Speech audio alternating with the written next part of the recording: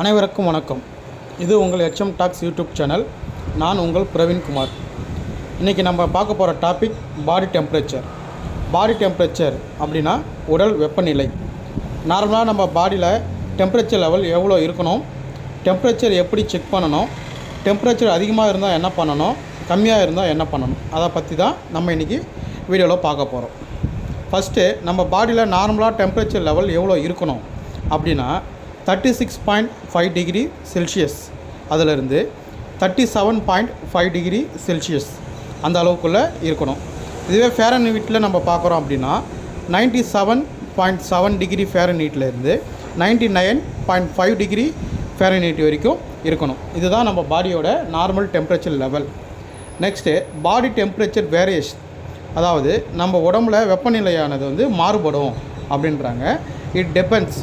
அது எப்படின்னு கேட்டிங்கன்னா age, sex, time of the day, health status இதெல்லாம் பொறுத்து நம்ம பாடி டெம்பரேச்சர் மாறுபடும்.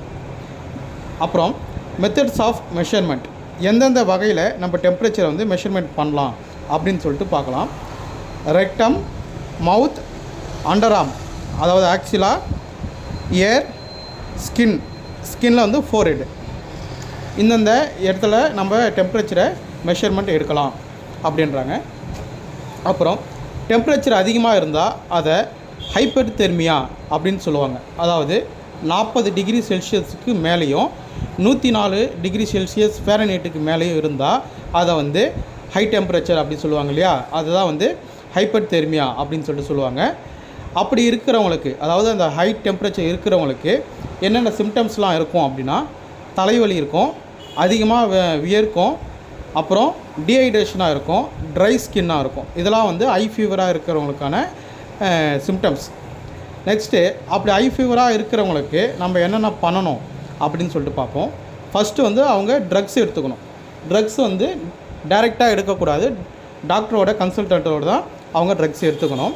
அப்புறம் அவங்க டைரெக்ட் சன்லைட்டில் இல்லாமல் நிழல் பகுதியாக இருக்கணும். அப்புறம் குளிர்ந்த இடத்துல அவங்க இருக்கணும். மொத்தமான போர்வையெல்லாம் யூஸ் பண்ணாமல் அதை அவாய்ட் பண்ணணும். அதிகமாக தண்ணி குடிக்கணும். அப்புறம் காற்றோட்டமான இடத்துல அவங்க உட்காரணும். இதெல்லாம் ஃபாலோ பண்ணாலே அந்த பாடி டெம்பரேச்சர் அதிகமாக இருக்கிறதுலேருந்து நார்மல் லெவலுக்கு வந்துடும்.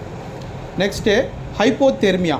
ஹைப்போதெர்மியா அப்படின்னா நார்மல் பாடி டெம்பரேச்சரோட கம்மியாக இருக்கிறது. அதை பிலோ 35 டிகிரி செல்சியஸ், அதுமாரி பிலோ 95 டிகிரி ஃபேரன்ஹீட் இந்த லெவலில் இருந்துச்சு அப்படின்னா அதை ஹைப்போதெர்மியா அப்படின்னு சொல்லுவாங்க. அப்படி இருக்கிறவங்களுக்கு உடல் நடுக்கம், மனக்குழப்பம், இது போன்ற சிம்டம்ஸ்லாம் இருக்கும்.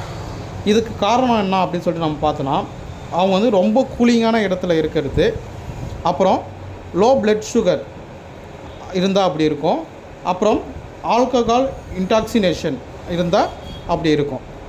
இதுக்கு அவங்க என்ன பண்ணணும் அப்படின்னு சொல்லிட்டு பார்த்திங்கன்னா ஹாட் வாட்டர் அதிகமாக குடிக்கணும். நம்ம பாடியில் இருக்கக்கூடிய சுகர் லெவலை இன்க்ரீஸ் பண்ணுற மாரி எதனாச்சும் அவங்க சாப்பிடணும். அப்புறம் இந்த மொத்தமான போர்வைகள் அதெல்லாம் பயன்படுத்தி அவங்களோட உடல் நடுக்கத்தை குறைச்சிக்கணும். இதெல்லாம் செஞ்சாலே அந்த ஹைப்போதெர்மியா அப்படின்றத நம்ம சரி பண்ணிக்கலாம். சரி, உடல் வெப்பநிலைனா என்ன, அதன் இயல்பு நிலை எவ்வளோ, அதிகமாக இருந்தால் என்ன பண்ணணும், கம்மியாக இருந்தால் என்ன பண்ணணும் அப்படின்றத எனக்கு தெரிஞ்ச விஷயத்த உங்களுக்கு புரிகிற மாதிரி நான் சொல்லியிருக்கேன் அப்படின்னு சொல்லிட்டு நான் நினைக்கிறேன். மீண்டும் வேறு ஒரு பயனுள்ள தகவலோடு உங்களை சந்திக்கிறேன்.